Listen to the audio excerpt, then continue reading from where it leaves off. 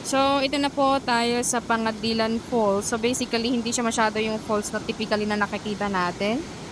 Ayan, as you can see, it's like a river. So, ang dami nagpapapicture, guys.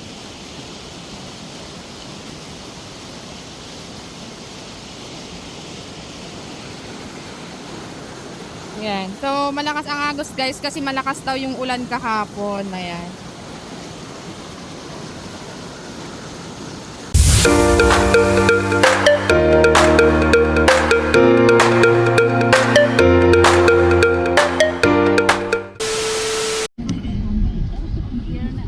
Hello! So, ang ating first stop ay dito sa Maguindanao del Sur Capital. Ayan, so medyo strict ang pagpasok dito. Kaya yung aming driver, guys, is nakikipag or nag-aas siya ng permission sa guard. So, let's go.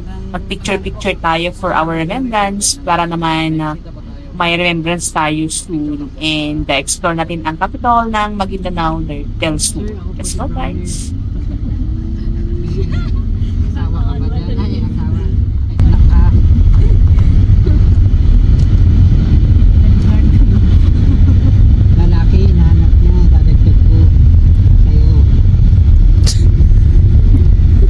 Ano daw?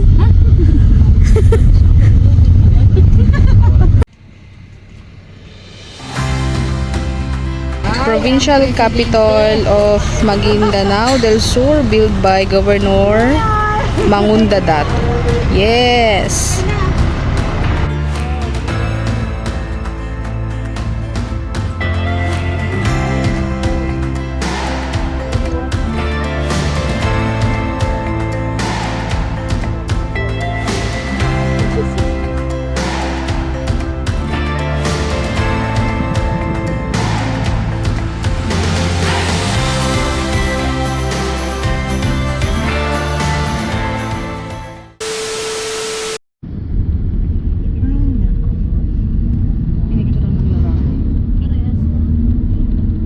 A few minutes later. Sultan Kudarat Provincial Hospital.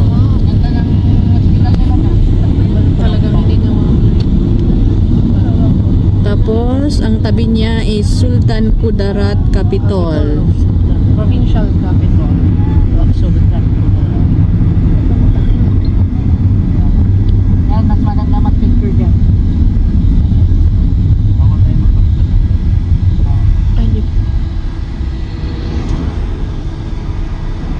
Big moss, pwede magpalipat lang. Small moss, pwede ka mag-ask natin ng permission. Ay, pwede daw sa Pink Moss magpalipad. Lagi gamin motorista, pwede eh. Ma'am, pwede daw sa Pink Moss magpalipad ng book. Hindi, okay na.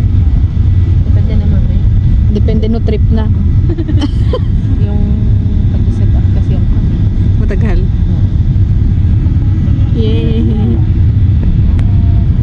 Alright, so andito tayo sa provincial capital of Sultan Kudarat.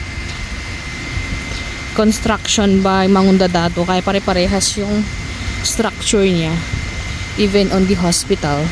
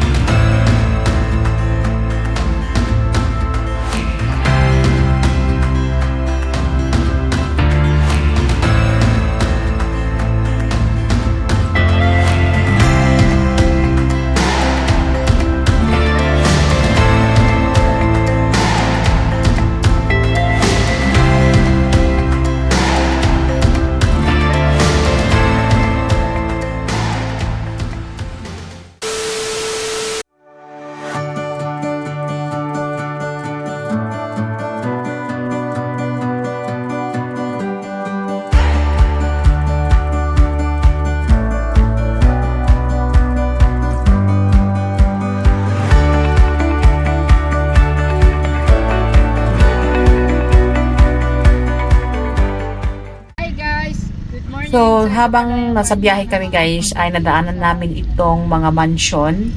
Isa sa mga mansion ng mga ampatuan dito sa Maguindanao. Mansion ni Ampatuan.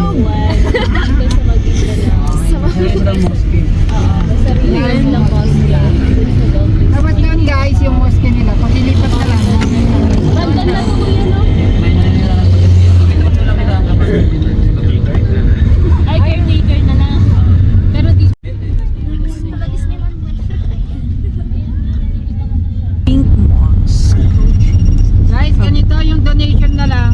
magdo-donate kayo sa mga bata, bigyan nyo na lang sa akin Approaching para the i-event natin sa kanila na. Mosque.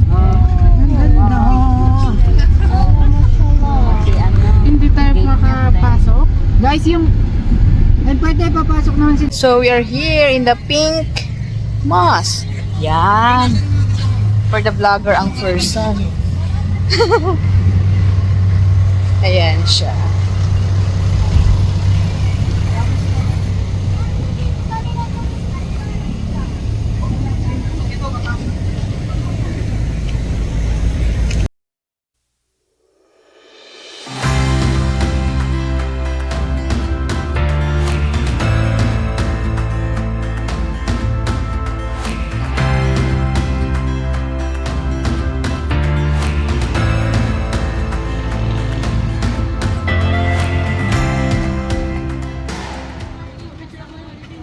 So, ang Pink Mosque or Masjid di Maukom ay located dito sa Datu Saudi Ampatuan, Maguindanao.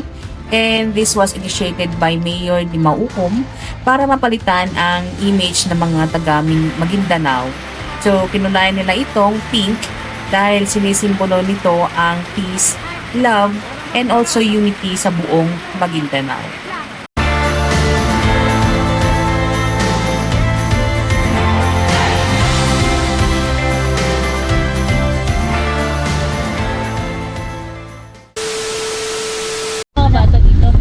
dito, hindi sila nagpapasuot dito. Doon sa Grand Mosque yung magsusuot kayo.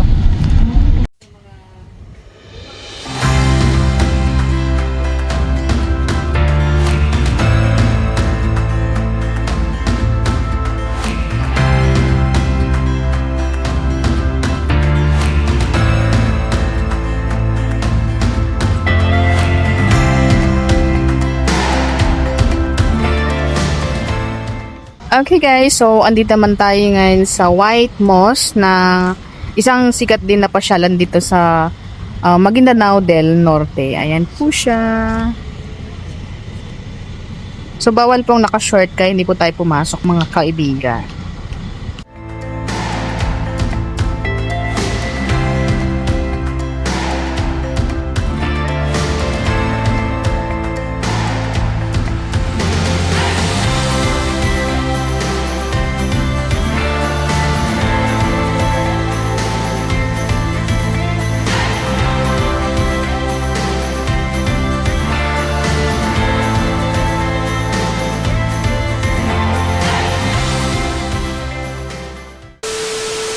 So, ayun guys, andito kami sa City Hall ng Cotabato City.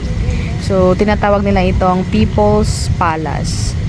Ayan, so, sobrang malaki. And pumasok kami sa loob, ang kaso nga lang, syempre office siya, kaya doon lang po kami sa may parang entrance lang niya sa loob. So, ayan ang video!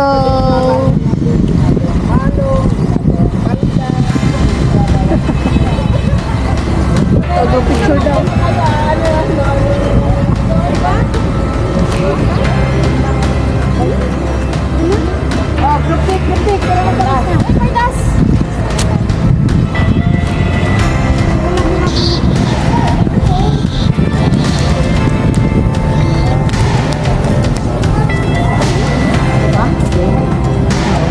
So, papasok tayo sa City Hall ng Cotabato City. The People's Palace.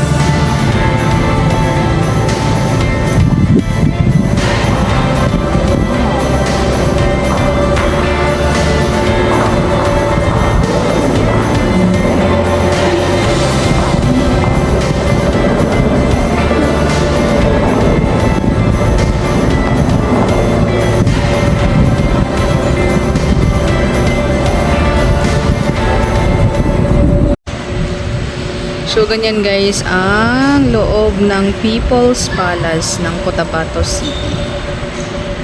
Ayan. So, may mga office dyan. And here,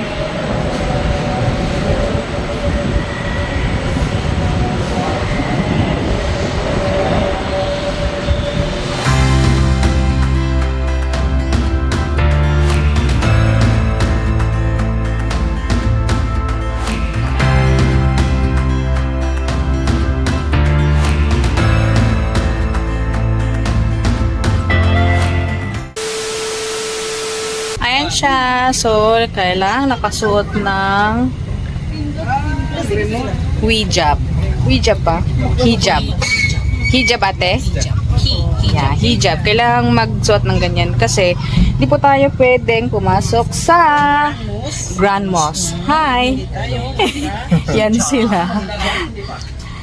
Yan. And pasok tayo sa Grand Mosque. Yes.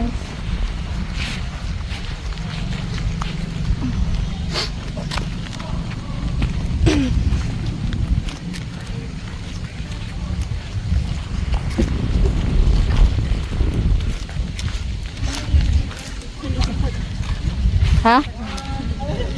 So basically, ito po ang second na pinakamalaki dito sa Philippines and third in Southeast Asia. So ang color nito is gold and white.